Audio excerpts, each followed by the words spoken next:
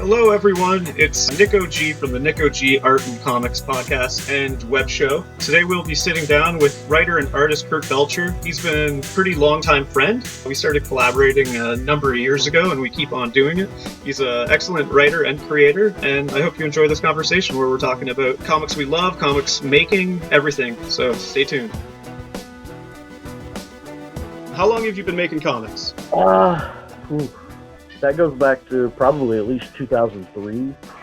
I think my first book was Job Wanted, fanzine. I had done some work on a website called Fanzine, which was like a DC Comics fan site, and they had started doing, or had gotten the idea to do an anthology with a lot of the contributors that they had on their website. And so I was one of the people that they asked to come and do a story for it. And so that was a real sort of first learning experience for me. Was I think it was like 5 or 6 pages or something, and I think that was probably the first really finished like actual story that I had written and drawn by myself. That was 2003, I think. And then I think my second one was Small Press Expo 2004, their anthology, and that was also one that I wrote and drew myself. So I didn't start out like drawing stuff for other people. It was mostly just me writing and drawing my own stuff. And I think that's pretty much it. I mean, I think that's pretty much where, I had always wanted to do comics for years. That's the only thing I had ever really wanted to do was comics. And so I'm sure you can subscribe to that. Yeah, for sure. But yeah, I mean, that was something I always wanted to do, but it wasn't until 2003 that I really started actually trying to make it happen. Are you working strictly in comics, or do you have like writing straight prose? Is that something you're interested in as well? Yeah, I actually like doing prose. I haven't been doing it for very long, probably less than 10 years. I've been trying to write like short stories and novels and stuff like that. And I've written quite a few short stories. I've started a couple of novels, but I've never really been able to I don't know what the problem is, maybe like sustaining an idea for a novel length. I've never been able to do that.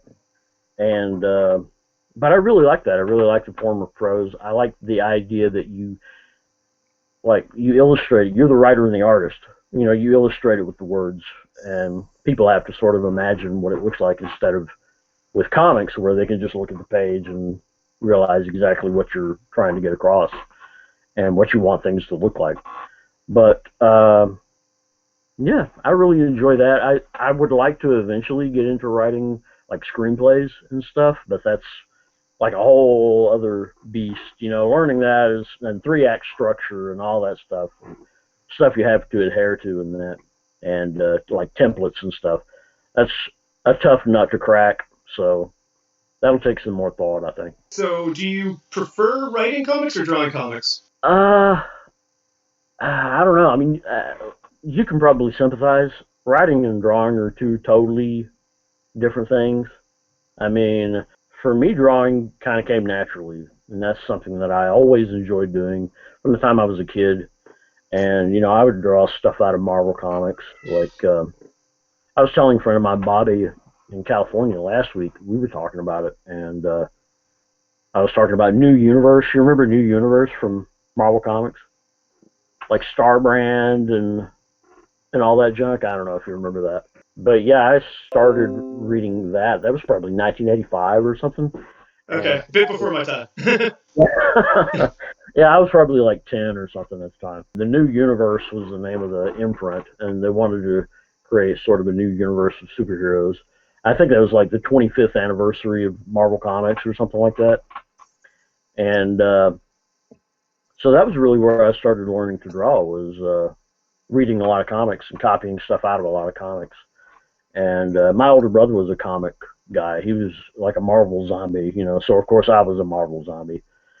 As far as like, I saw another one of the questions was, what was your first comic? But I don't even remember. I mean, I can't even remember what my first comic was, because my brother handed me down so many different comics that who knows? Yeah, I mean, I think for me, writing is hard. I mean, writing is like really hard to try to figure out how you're structuring things and how like characterization and dialogue and all that. I'm sure, like I said, I'm sure you can sympathize with trying to figure out how to make all these characters interesting and keep the plot moving and that kind of thing. So for me, art is kind of still more fun, but I like writing. I enjoy writing more because you can write pretty fast compared to drawing stuff. I mean, like drawing things takes forever. It seems like it takes forever to finish a book when you're drawing it. But writing it, you can write like 2, 3, 4 pages a day, no problem. And so I think right now, if I had to choose between one of them, it would probably be writing. What's your favorite comic book? Favorite comic? There's so many of them, but probably my favorite like single run was probably well, there are two really. One was James Robinson's Starman. Remember that? DC comic was had art by Tony Harris. Tony Harris? Yeah, Tony Harris. Okay, yeah. And he drew about half of it, I think, half the run. And I love his art. Warren Ellis's Planetary with John Cassaday. Remember that?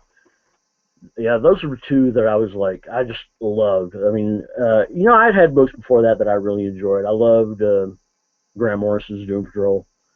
I loved like Destroyer Duck by Steve Gerber and Jack Kirby back in the early 80s, and a lot of other stuff. But if I had to boil it down to two, it would probably be those two would be my favorites. Nice. Do you have a favorite creator or writer or artist? That probably goes back to Warren Ellis again. I like a lot of his stuff. A lot of what he writes really makes you think, and it's a lot of really great like science fiction stuff and stuff that really tries to take science fiction ideas and sort of wrap them up in a really nice storytelling package, with a lot of tension and things in it and a lot of action and stuff like that. And so he's at the top of the list. Grant Morrison, Alan Moore, as far as writers go, James Robinson, who did Starman. As far as artists go, I've always loved Keith Giffen. I loved his art ever since I saw it. Probably the first time I really probably noticed it was he did a lot of Legion of Superheroes stuff in the 80s. And the first one I saw was probably Legion of Substitute Heroes. And his art it's weird because his art has gone through so many phases. In the 70s, it was like this really organic, nice organic look. Then through the 80s, it kind of became more stylized and chunkier. And then you get into like the 5 years later arc when he did on Legion of Superheroes in the late 80s, where he started getting like really dark, thick, dark lines on his stuff, like really wavering, varying dark lines on stuff. And I love that. And then he went through that that weird phase where it was like just squiggles of lines, like when he was doing Trencher at Image Comics. You remember that one? Mm-hmm. He did that, and I felt bad for that colorist. I felt bad for his colorist on Trencher. Yeah. Everything's like a very similar line weight, right? Yep. Yeah. He's gone through he's gone through so many phases, and I've really liked all of his phases. All these different styles he's gone through. So he's one of my favorites. Ted McKeever, I really like Ted McKeever's stuff, even though it's weird and sort of out there and weird area of comics. But his style is really nice. And all the usual people. John Romita Jr. I've loved his stuff since the 80s. John Cassaday, we already talked about on Planetary. Yeah, I mean, I think that's pretty much my top of my list as far as writers and artists go. What's more unforgivable, a good story with bad art or a bad story with good art? I have really definite opinions about that one. Nice. I think we all do. Yeah. For me, I think a really great story with bad art is more acceptable because, if you get a really bad story and it's got really beautiful art, that's nice, but it feels kind of hollow to me. I don't know if you feel the same way about it, but I don't know. What's your opinion on that? I mean, it varies so much between who you ask. What do you prefer, the writing or the art? For me, I don't know. It'll change depending. Like if it's amazing, good writing, I can take anything. Like I don't know. Like you could tell a story. I don't know. I read a lot of indie comics and now stuff, and some of those ideas and some of their stories are so there's so much weight to it that the art style really and the skill doesn't really matter as much as like the story. Yeah, So if it's something really unique and interesting, but if we're just talking superheroes and stuff, just yeah. mainstream books, I'd rather have Pity Pritchard's. I guess the example that I would give is probably Alan Moore's Supreme. Like that was a really good story, but then you had art that was not very good on it, you know. And I was like, but it's still a really good story and it's still compelling and everything. But then you get onto like the early Image titles, and it's like the stories were just terrible, but it had really great art, and I was kind of like, I mean, it's nice to look at, but at the same time, you kind of think, well, it's kind of empty. I mean, it's pretty to look at, but it's like a nice package, but it's not much. I guess Guillermo del Toro would probably call it like eye protein or whatever. You know, you've got eye candy and then you've got eye protein. And Nice. I've never heard that term before. That's great. uh, but yeah, I mean, it's like for me, I guess I just get more out of the writing than I do out of the art. I mean, I like looking at beautiful art, but if the story's no good, I just can't get invested in it. So you said you were more of a Marvel fan than DC. Yeah. So Marvel or Image? uh, these days, I mean, when I was a kid, I would probably go with Marvel, but these days it's probably Image because I mean, Image has so many varied books. I mean, they've got Deadly Class, they had Walking Dead, they had Invincible, they had Spawn, they had any kind of flavor that you want. You can go to Image and you can get it. And but I've always liked DC because I always thought DC had the more iconic characters. You know, they were the older characters, like the original characters that didn't have any kind of like predecessors or anything. They just kind of felt like they were created out of whole cloth, like Superman and Batman and Wonder Woman, like the originals of their, I guess, their genre. And so while I was always a Marvel zombie, DC I always felt like they were more interesting to me. Do you read many foreign comics at all? I really don't. I have I'm kind of boring in that regard because I like my favorites are really like the favorites that other people have. Like Akira, you know, I mean that's the one everybody talks about. That's the manga that everybody talks about. Lone Wolf and Cub. I've read some of that. Actually, my particular favorite among Japanese comics is Uzumaki by Junji Ito. Mm-hmm. A horror comic. I love that. It's so bizarre and so just disgusting and gross. I love that comic. So that would be like the big one if I was talking about any different Japanese comics. Those would be the ones I would talk about. Probably the Uzumaki, those Uzumaki volumes. I haven't read a lot of Euro comics. Some stuff by Jodorowsky. Yeah, that's pretty much like just Meta Barons and all that jazz. That and like I think I have a couple of volumes of Son of the Gun, which is pretty interesting. But his ideas are always really weird.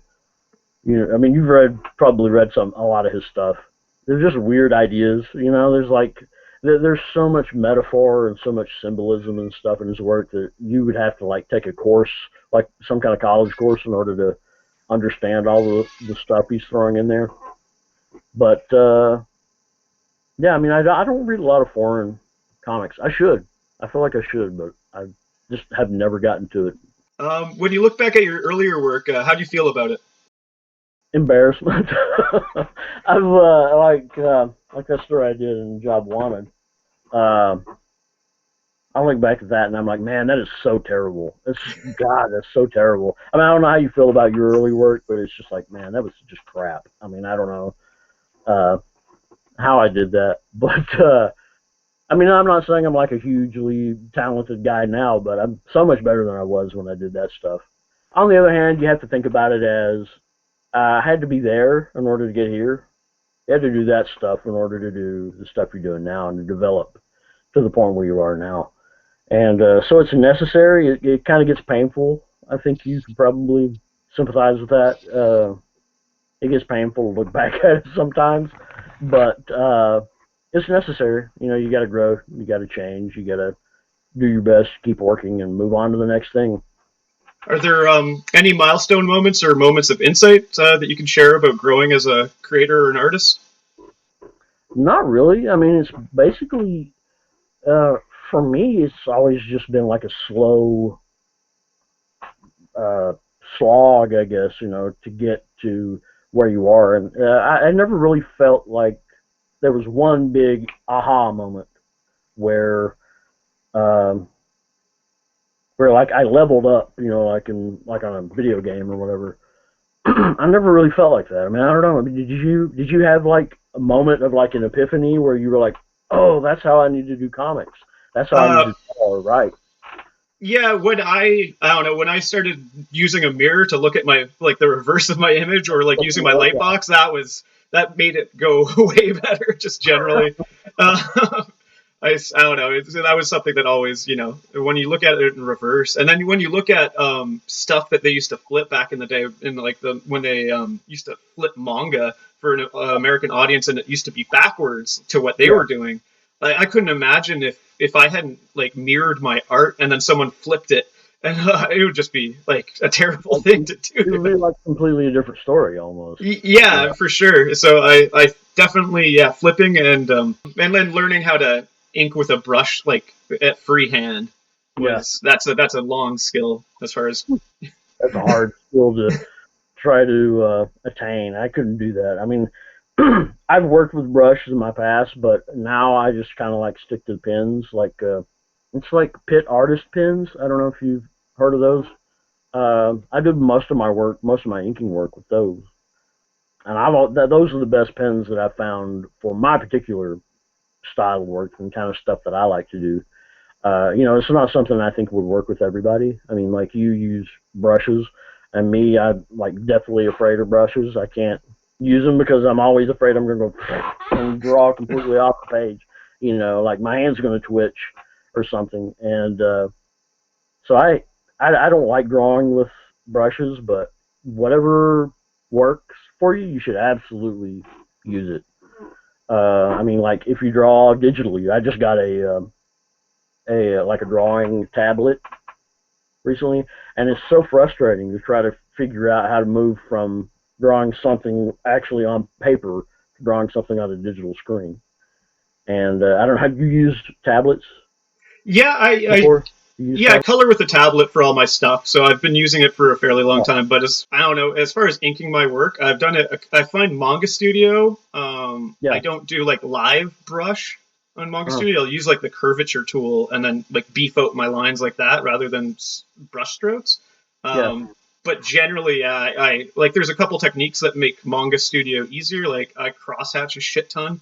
And that can be like I grid it all out, and I do it by hand when I could just drag and drop it in Manga Studio if I wanted. But I always like my original artboards looking as close to the finished page as possible. So, but yeah, inking in Photoshop is just something I've never gotten the hang of. Yeah, I don't get that. I mean, from drawing comics on paper, I kind of get the idea of layers.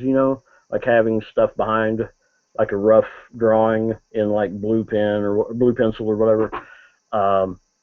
But having to do that on a tablet is just like, that's a completely new learning process. And that's going to take some getting used to if I ever jump over to that completely, which I don't think I ever would. But but coloring is one thing that I wanted to get into. That's one thing I wanted to try to learn. And so I might actually ask you a lot about coloring techniques and what kind of, your ideas about coloring. Yeah, for sure, man. That might be something I'm going to like really pick your brain about. Yeah, man. Shoot me a question whenever you have any. I was going to say, I saw Dave Gibbons, when he made the jump to all digital, it kind of blew my mind because that guy had been working in the industry since like the late 70s, early 80s. Yeah. And he made the switch to Manga Studio and he became like an evangelist for it. And that's why I got it, because I'm like, wow. But yeah, generally it's just not the same. Yeah, I mean, with drawing on paper, you have that tactile feeling of having paper under your hand and pencil. And, I guess it's easier to undo mistakes on on a tablet than it is, if you spill ink on your page, then you're just kind of screwed. But I guess that's probably easier, but that's really wild to think of somebody who's drawing comics in when 2000 AD started in like 1978 or whenever that was, the first issue that came out. It's weird to think of a guy from then now like suddenly going completely digital. That's just wild. I'll have to look into that. That should make interesting reading. For sure. Yeah, I for like big names like that, you figure the secondary market for the finished pages would be all the excuse you need to keep it traditional, but you still see people going digital just because of speed. So there might be something to it, but I like selling my pages. So yeah, mine too.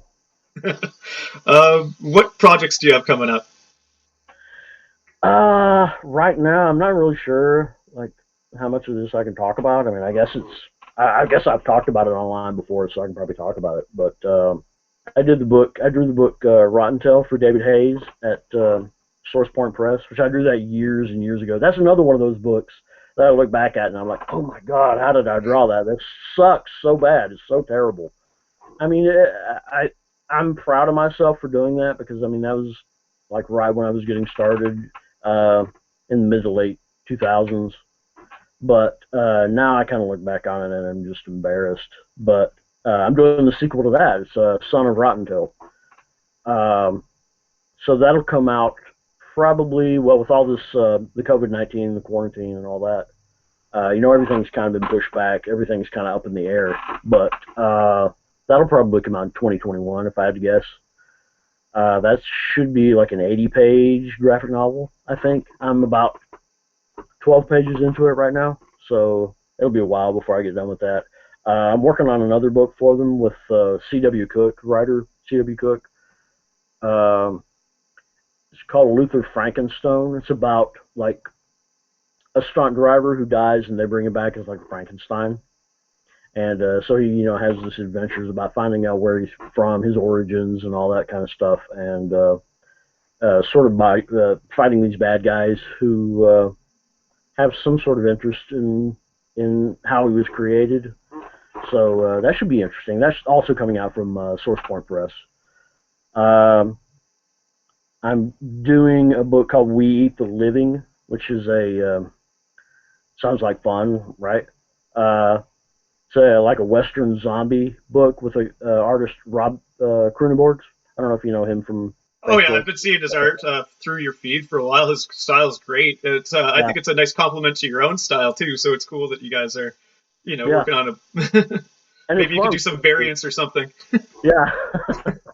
It's kind of a weird collaboration because I've never really collaborated like that, which is just like coming up with ideas. He comes up with ideas and goes off sort of in his own direction. I come back in and dialogue it, write dialogue for it. And but also I'm drawing some flashback pages for it that he's inking, which is a really weird thing to see my pencils under his inks, which is, I don't know. I mean, his inks are so distinct. It's sort of like Alfredo Alcala, the inker Alfredo Alcala. Like, no matter who he inked, it always looked like Alfredo Alcala. It didn't matter who the artist was, who the penciler was. It always looked like him. Mm-hmm. So he could ink like Jack Kirby on Destroyer Duck, and it would look like Alfredo Alcala. It wouldn't look like Jack Kirby at all. But yeah, he's one of those inkers that has such a distinct style that it's crazy to look at some of this stuff sometimes because it's so distinct. Yeah, I've been seeing his live videos too. I've watched him ink a couple times. Like he'll have a little clip of it, and he does the light box on a separate page kind of technique, and just seeing him interpret things differently with ink, like just off the cuff, it's pretty fun to watch. Yeah, I mean it's one of those things where it's like he draws just really rough stuff, and really finishes it in ink. Really, it's that final line in ink, and it sort of reminds me of Liam Sharp, the guy that's drawing Green Lantern right now for Grant Morrison, because he talked about the same thing. He says, I'll just draw in rough characters and then go in with ink. That's one thing we worked on. We had worked on the World Front before that had been published by, digitally published by Action Lab. I think that was last year. But I'm trying to think of what else. I'm writing and drawing that book of my own, Chilling, the other horror Western book I'm doing, which I'm sure you've probably seen like pages and junk from online. Yeah, it's looking great. Yeah, it's fun. It's a fun book. It's fun to like write and draw something without any kind of like safety net. You know, to not know where you're going. You just kind of go off in direction and hope it pans out. I do. I don't know if it's going to end up in a good place or not, but I'm having fun with it, so it should be fun for people to read. Hopefully, fingers crossed. But I'm sure there's others I'm missing, but I can't think of it. You know, Pilot Studios has a lot of stuff coming out soon that I have some stuff in, like Always Punch Nazis. You know, we did those books, and like that one. I think Always Punch Nazis 3 is pretty close to being done, so I think they're going to do a Kickstarter with that when that's finished. Nice. And you got the cover on that one. So hopefully we can get that funded and get it out, because that should make a nice like trilogy of books. The Always Punch Nazis trilogy. I don't know if we'll do any more beyond that, but where do you find collaborators? Used to be like digital webbing. I would like place ads on digital webbing for both writing and art, and that's where I met a lot of people. But then I would find like people in what's it called, DeviantArt. I found a lot of people on DeviantArt that I wanted to work with, but like Rob, I found him because he worked with Mark Bernalini, another fellow Canadian. Yeah, Mark's great. Did Scum of the Earth at Action Lab. They did that together there, and I just kind of like emailed him out of the blue and asked him if he wanted to work on something, and we ended up working on Worldfront. He had done like a short story for that, and then eventually we had blown that up into like a 3-issue series. That was the one we did with the Action Lab, and so then that became We Eat the Living. I had actually pitched him a couple of different things. One was superheroes, and one was like the horror western, and we ended up doing both of them eventually. But yeah, now it's just like people I know, basically people that I've worked with in the past, and we end up working together on short stories or, you know, long pitches or whatever. And we got the final question here. Dream project. If you could work on any IP, what would you choose? If I could just get one, and you've already heard me talk about it, Destroyer Duck by Jack Kirby and Steve Gerber. If I could do like a new Destroyer Duck book, that would be so much fun. That would be crazy. What would be yours? What would be your one, your desert island book that you would want to do? For the longest time, it was, especially after Santa Luca was working on the book TMNT. Like, I'm not sure if you've ever read The Secret History of the Foot Clan, but it's like I would love to do something like that epic on Teenage Mutant Ninja Turtles. It's fantastic work. Definitely check it out. I'll have to be reading that, because I actually started doing like a whole reread of the IDW. Well, actually not even reread, because I haven't read any of it, but like reading it from the beginning, all the IDW TMNT stuff. My friend Kyle Kazmazak, he recommended me like all that stuff. So all that is just great. So just go back to the beginning of the IDW stuff and read from there. And yeah, I've seen that Santa Luca did a lot of stuff on that. Did a lot of art on a lot of those books. Mm-hmm. And I loved it. I think the first time I noticed it was on Dial H for DC. I think he did like the first 3 or 4 issues of that or something. Nice. Yeah, his stuff, like, it's a credit to him to say that, like on his books, like especially the TMNT stuff, the things that he draws the worst is the turtles, and it's still great. Like I don't know, I just love that book. His style and his inks are just gorgeous. I have the there's not an artist edition, but something very similar where you get like the inked page on one side and then the script on the other for Secret History of the Foot Clan, and that was worth every penny. Yeah, he's a great artist. I love his stuff. He's so creative. I mean, if you ever get a chance, if you haven't read Dial H, read Dial H, because it's so creative. They've got so many different characters. I mean, by its nature, it's like they're creating new characters in every issue. He did so many weird, out there designs for a bunch of the characters in the book that that immediately like caught my attention. It was like, I'm going to watch whatever that guy does next. Anything he does next, I'm going to go and check it out at least.